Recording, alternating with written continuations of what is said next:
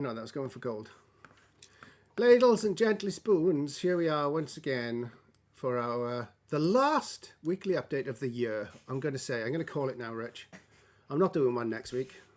I'm not doing one on Christmas Day, even though I'm sure HubSpot updates will continue. And does that mean New Year's Day is like the Wednesday after that? That's right, isn't it? So we'll be off for 2 weeks, Ladles and gently spoons. There are helplines available should you want to call to deal with your bereavement, missing the show for 2 weeks. But you never know what's going to come up in the new year. Maybe, I don't know, maybe things will be a little bit different as well.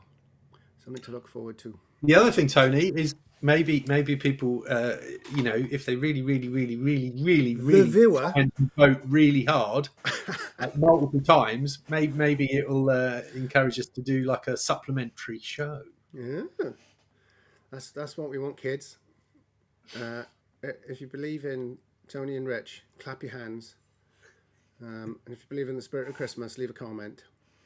That'd be lovely. Yeah. So here we are, 2 weeks out. HubSpot knows no holiday. HubSpot knows no rest. It continues to pump out stuff. We've had a look, and as has been our want for the last couple of weeks, we've picked our favorite. I think it's fair to say our favorite updates, which we'll talk about. But there's quite a lot on there that are very low impact this week. So we've set the filters to medium and high impact and come up with actually 3. What we think are really good updates to talk about. So we won't bore you with the millions of lesser updates, the quality of life updates, or whatever you want to call them. They're well worth looking at. You know, if you jump into your own portal to look at those, it's well worth keeping abreast of what's going on. In fact, if I jump over to the screen, you'll see here up in the, our heads are just, let me just move our heads out of the way. You'll see this new ability, relatively new ability to segment the updates from new to you through to recommended, the ones that are scheduled for release. That's interesting. That's quite new. All product updates, those that are live or in beta or in development. So we tend to go with the all product updates for you, and then we just select the last 7 days of updates for you. And as we just mentioned, drag us out of the way again. Sorry. We've highlighted those that are high and medium impact, right? So that's how we get to where we've got to today, which is 2 pages. But the 3 that we're going to focus on, without further ado, the 3 we think, and we're going to start with the biggest, I think, the 3 we think make the biggest impact. The social inbox re-envisioned with YouTube comments and mentions. I feel personally, as a big YouTube fan, a YouTuber, there, I've said it, my son hates it when I say that. I've got a YouTube channel. No, you haven't. Yeah, I have. How many subscribers you got? 30? He thinks I'm cringe. Anyway, as a big YouTube fan, this is huge for me. So up until now, we do all of our social media through HubSpot, as you expect, all our LinkedIn. We actually are advertising through HubSpot as well, you know, as you'd expect. But we do YouTube outside of HubSpot because you haven't been able to do it.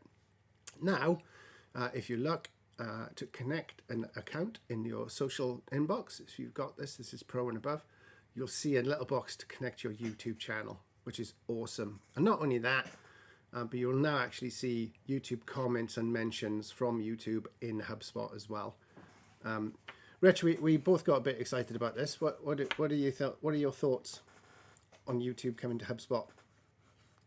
I mean, I would mirror exactly, your sentiment. But I think the wider, obviously it's great to have another channel that you can manage in HubSpot on a social front. But I think the key thing here is having one stream and seeing it all in that view, and then you be able to do kind of, those kind of trying to be more responsive to, your channels, make it feel a bit more personal, which obviously makes social a lot more valuable rather than just fire and forget. And obviously from a strictly marketing perspective, obviously the quicker you can get on, maybe somebody putting their hand up for, some additional help or love, Yeah, of course. or lead nurturing, or just literally, can you help me do something? We're obviously want to jump in on that and talk to people. So yeah, I think it's obvious, and then there's the obvious other side of it, which is to manage any kind of badness that goes on, which I'm sure we've all anybody who's managed commenting in any way, shape, or form understands the value of being able to see things in one view, so that you can manage the good and the bad, because the bad Yeah, does happen. well, The that's right. internet's anonymous, and We don't talk about it, and it's quite right. If you're a social media manager using HubSpot, particularly, then this obviously is way better, because, well, I've worked with brands where their socials are extremely busy, with comments, positive and negative, and there are various different strategies that they want to employ. But one thing that is consistent is the requirement to jump around X and YouTube and Facebook and Insta and everything else is a giant pain. So the social inbox is great, and you could argue that YouTube is a perhaps overdue addition. The social inbox is great because you'll see them all in that one place. As Rich says, there's no jumping around different accounts. You can reply to comments, you can highlight them, you can send them on to somebody if they need to be escalated.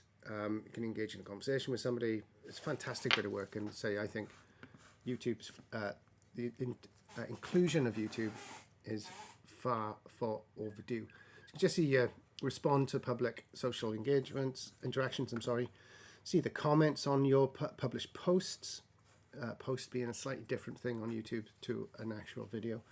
The YouTube comments, which are your videos themselves, and even easier task management with bulk updates. So if you're going to be updating, as we do sometimes, we update, even as a small business, a dozen social channels, I think, with a week or even a month's worth of social posts, outside of the personal stuff that we do as well. Those workflows now exist in HubSpot to make that a lot easier as well. I really like this. It's been a very strange experience doing all your stuff in in HubSpot and then having to go outside to YouTube and it's all part of that creep, isn't it, of building the point tools to just be just better. And I applaud HubSpot for doing that, but I think also it starts to move those point tools into an area where they are good enough to not have to go down a specialist tool route, which, let's face it, saves money, increases your data integrity, and hopefully over time will give the people in your channels a better experience, which, let's face it, that's the kind of thing that the kind that's of goals what of a it's all about. social. Absolutely. It's not just about us and clean data. It's about making sure that our audience is having a good time when they engage with us. Absolutely. It's worth mentioning. So big thumbs up from us. We like that. The next one we've picked out is actually relatively new on the Breeze Intelligence front. It's right under there. I'll click on it. So Breeze Intelligence Enrichment. So Breeze Intelligence is a curious beast in a way. HubSpot now is literally infused, not enthused, infused with AI. It's literally everywhere, wherever you look in HubSpot. It's a bit like the Apple Intelligence update, if you've got that. Humble brag, I've been playing with that this week. In that it's literally everywhere within your phone. Whether you're writing something, creating something, you want to text somebody something, and now Siri is finally semi-useful because they've included ChatGPT. So HubSpot is very, very similar, right? We've got Copilot, which may change its name. I feel like it'll change its name because I'm not sure Copilot stands alone enough. But Copilot is a bit like an admin assistant within HubSpot for you. If you don't know, it'll help you summarize records. It'll help you see what you need to see when it comes to working your accounts, working your companies. Then you've got the Breeze Intelligence, and by and large, Breeze Intelligence is showing you what's going on in the market, right? So we can use it to find leads. We can use it to create agents. There's a prospecting agent in HubSpot that will help you reach out to the people that either automatically or semi automatically that are interested in your products. And then there's this enrichment piece as well. So the enrichment piece is this is big business. There's a lot of people spend a lot of money on data enrichment, and quite right too, because to get the most from the data, you want your data to be up to date. You want it to be valid, and you want it to be as complete as you can. So Breeze Intelligence enrichment is about HubSpot finding the bits of data for you in your records that you don't already have. And it could be biggies like phone numbers, domains, industries, number of employees, those kinds of things. But the problem up until this point anyway, not a big deal, not a huge problem, but the problem is you can only do it, either do all of your data or manually enroll data to be enriched. In which case you are limited to the screen, like 100 records on the screen. So you know where you like change the view from 25 to 50 to 100, you could change to 100, select all, and then use Breeze to enrich them all at the same time, right? So you're either all or almost nothing. So this workflow action, and it's just that, it's literally what you can see there, is to enrich a record using Breeze Intelligence data. It's literally going to go to Breeze Intelligence, it's going to look up the data that it's got for the person that you've enrolled, and then it's going to enrich that record. Yeah, I have a little visitor, sorry. Sorry about that, but yes, which booking we still going to? Llan's Hamlet? Yeah. And then McDonald's. In Swansea. Pennsylvania? Yeah. For Mum? Yeah. And what would you like for dinner? You're on YouTube. No. You're live on YouTube. Wave. Please don't. We better go out then. What are you having for dinner? I don't know. I'll have a look after. I love you. Love you too. Never work with children or animals. We'll cut that bit out, Rich. The Breeze enrichment workflow step then, it just pulls all the records that it's got, right? So if it's got 9 updates, 11 updates, 15 updates, it just pull them all in. But now you can do it automatically. That's the difference. Instead of either doing everybody or manually enrolling, you could set a criteria of the type of record you want to enrich. So it's a really quite a big step forward in what HubSpot will do for you. You know, you're again, the essence of HubSpot is automation, and now you can safely automatically enrich. You're not going to spend an absolute fortune, use all of your credits all in one go or anything like that, because you can control it. Is that the way you're reading this one as well, Rich? Have you got anything to add, particularly to Breeze Intelligence enrichment? I mean, not really, but just a little thing about workflows. I mean, you know, you can imagine that you might want to build a workflow that enhances your, enhances your contact or your lead into something a little bit more meaningful. You won't necessarily be able to tell if it's in your, I don't know, in your target market, because you may not have that data. But what you could do is, you know, you could do a workflow that changes a lot of the parameters for that lead and fills in the gaps, and, you know, does things like managing permissions and all that sort of thing. And you could do all that in a workflow that you just drop people into as and when. Or you could do it as part of an automation that actually sits around your leads. So you could theoretically, if you didn't have thousands of leads all the time, you could just put a flow in where they just drop into that and do all of these things. So your leads are just better from the start. So they arrive with you fully formed. Yeah, excellent. Exactly. So you could literally do that, and every new lead would drop into that automation. So there's lots of things you could do, and now you can put it in a workflow. Pretty much opens all the doors, doesn't it? Yeah. So I love it. I use target accounts. So I think one of HubSpot's hidden gems. You know, being able to qualify somebody as a target account, and then the type of target account, whether they're a nurture or an outreach sort of account, and then a tier, whether they're tier 1, 2, or tier 3. You know, you can combine all of those things even, and literally again just enrich the cream.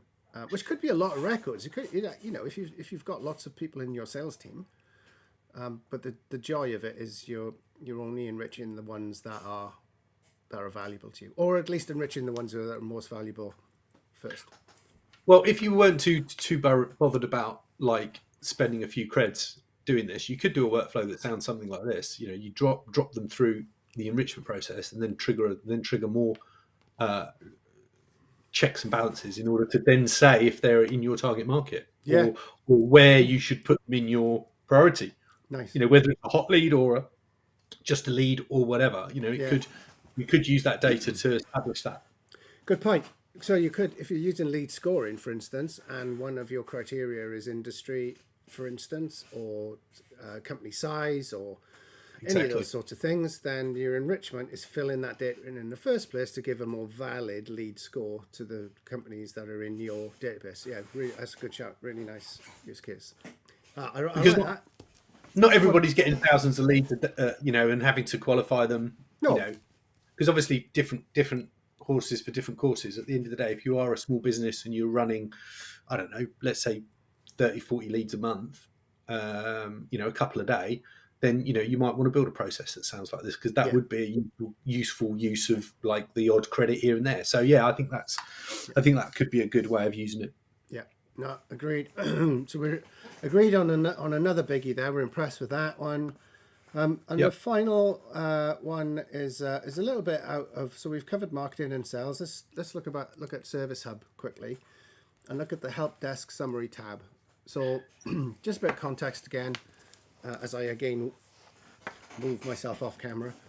I need to learn. I'm not a very good broadcaster. I need to learn to sit still.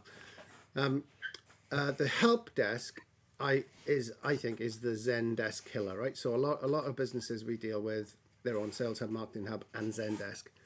I always recommend that they come over to, or at least look at Service Desk, because it's so much more powerful now than it's been before. And these days, the Help Desk, I think, has just pulled the whole thing together. So you're a CSM, and you're sat in front of now not different screens, not your live chat, not your email inbox, and then your telephone, your incoming telephones or web forms. It's all in the same place. Your calls, your inquiries through live chat, your emails directly to you or to your help desk. They're all in the same place. They're all in Helpdesk, which is a massive step forward. And I think one of the reasons why we do see more people now move towards Service Desk. But with this Helpdesk summary, I think they've turned it a little bit like the sales workspace now. So in the sales workspace, you've got the summary tab, and that's going to show you what, amongst the obvious summary things like how many tasks you've got, how many emails you need to send, how many leads you've got, and all that kind of thing. HubSpot also gives you some insights, some AI generated insights into work that it thinks you need to do. So it'll tell you, like, if you've got meetings it thinks you need to update, or you've got emails that you need to respond to. It's a brilliant little feature, and it feels like the smallest thing, but it's so powerful. So now we get that in the Helpdesk Summary tab as well. So now you've got the overview, just reading from the screen, the overview of your team metrics, updates from your Helpdesk tickets, answering a question: what is important for me as a support team manager to look at today? So I can see everything that's going on all in the one place. Rich, I appreciate I'm potentially bottoming these descriptions out here a little bit. But have you got anything to add on the Helpdesk Summary tab? I mean, I think it's a maturity thing, isn't it? And you've been able to do a lot of really good stuff with, to build your kind of customer support or whatever it is that you do that sounds like customer support, because not everybody calls it the same. But being able to manage those service elements, this is almost like it's growing up.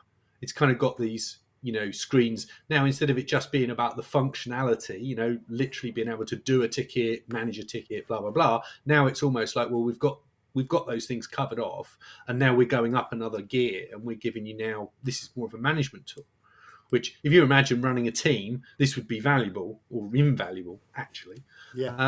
So I think there's a maturity aspect here. And I genuinely believe that that again, it's about getting these tools, maybe even exceeding some of the smaller players in the market, and certainly trying to get parity with the bigger players who are obviously, the easier you can make this stuff, the more cohesive your organization's going to be in terms of managing all this stuff, because all of your activity is in front of you, and I think that's so super important, because as soon as you step out of that and go into another system, you start to get all the problems with using another system, like drop off and time to engagement problems, and sometimes just missing engagements completely. And for customer service, that's really gonna put dents in your service. So yeah, I think this is a great update. So another, I'm saying it again. Maybe it'll be the last one this year. I don't think it will be, but it seems to have been a year for HubSpot to improve its platform tools way beyond where they were before. We used to argue, or used to talk to customers and say, the HubSpot tools, the main benefit of using them is the fact that they're now all integrated, right? It may not be quite as good as the social media tool you were used to, or the service tool you were used to, or the sales outreach tool. Or you'd never say it for marketing, because HubSpot has always led the marketing story. Yeah. But this year, these tools have just got better and better and better. And I think we focused on those updates as well, because we're more into perhaps the practical, the tool side of HubSpot than some of this development stuff, because that's also gone on. As a development platform, HubSpot is in a totally different place after this year as well. But it very much been the theme, making these tools really, really powerful in their own right. You'd even use some of them now, as a point solution, which is quite interesting. Great. Yeah. Okay. Thanks, Rich. That's about it for us, I think, this week. Short and sweet. Can I be really naughty and just grab just another one that yes, just 100%, 100%.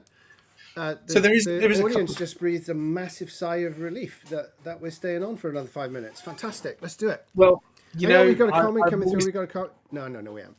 I'm always thinking of the audience. You know that. Yes, absolutely. The audience first. So there is a couple of little things on here that need, I think, just a little pointer towards. So again, it's all about management. It's all about trying to find ways in which we've built things recently where we need to manage permissions in a good way, not because we want to be dictatorial particularly, but there is business impact from making ill-advised changes to some things in HubSpot. I've been dealing with it this week with one of our clients. 100%. Exactly. Yeah. Exactly. So there's two new things here where there's a couple of new ways of managing merge permissions and create permissions. Yeah. And again, it's not really anything new other than the fact that you couldn't do it before. That's the new bit. But in terms of managing permissions, obviously that's all in there, different levels, different specifics. But this is another thing that HubSpot have added. So obviously they think that merging can be something that can potentially cause a problem, and obviously creating new and creating new things as well can sometimes do that. Yeah. And again, it's about pitching it in the right way for some people, us included as a small business user. This is not so important for us because we're kind of all admins, really. Yeah. But as soon as you go to, moving outside of that kind of scenario, at that point, everybody needs to have their permissions managed. And actually, that's something that HubSpot has changed quite a lot over the last few months. Well, maybe not a few months, but this year, which have made it a lot easier to do that. And I think that's crucial because, HubSpot wants to be a platform that's not just about tens and 20s of employees, but hundreds of employees. As soon as you hit that kind of number, you've got to be pretty strong on your permissions, because it's so easy to I'm not going to say to screw things up, but screw things up. Well, yeah, totally. I say one of the features, and I guess this is what this stuff is dealing with. One of the features of the permissions is they have got much more granular, which is superb, right? And as you move up the subscription levels, there's some brilliant things you can do to limit access down to the person or the job role, to certain views and so on and so on. But sometimes if you do get that screwed up, sometimes it can lead to, I was on a real magical mystery tour this week with a client, trying to give themselves permissions back. So they changed the permissions. I think they got deleted. I think they were deleted from the account or something like that. And when they were, or not deleted, deactivated. And when they were reactivated, the permissions had all reset. So they couldn't do the things that they'd customized for themselves to be able to do. And we spent off and on all day. Oh, now I can't see all the contacts. So we have to go back in and select contacts and select all contacts. Just it's easy enough to do. But it is a bit of a magical mystery tour. So I'm guessing now, being able to say, okay, so there's your contacts permissions, dead right. Let's merge those permissions with companies, with deals, with tickets, and custom objects. It is no doubt it's going to be a much greater level of control. And as you say, Rich, when you move up market, this is table stakes. You just need to be able to do these things. Well, exactly. You don't want to have to muddle around them. No, 100%. So okay, I'll give you that one. Another nice one. Is it safe to wrap up now? You can wrap up. You can wrap up, Tony. I won't jump in anymore. We'll go back to our big screen, our orange screen. Yeah, and if you did watch it, and there are people watching, and I joke, not many, granted, but we do rack up quite a lot of views on this update on a weekly basis, taking over the year that we've been doing it. And of course, our clients get this as a service as well.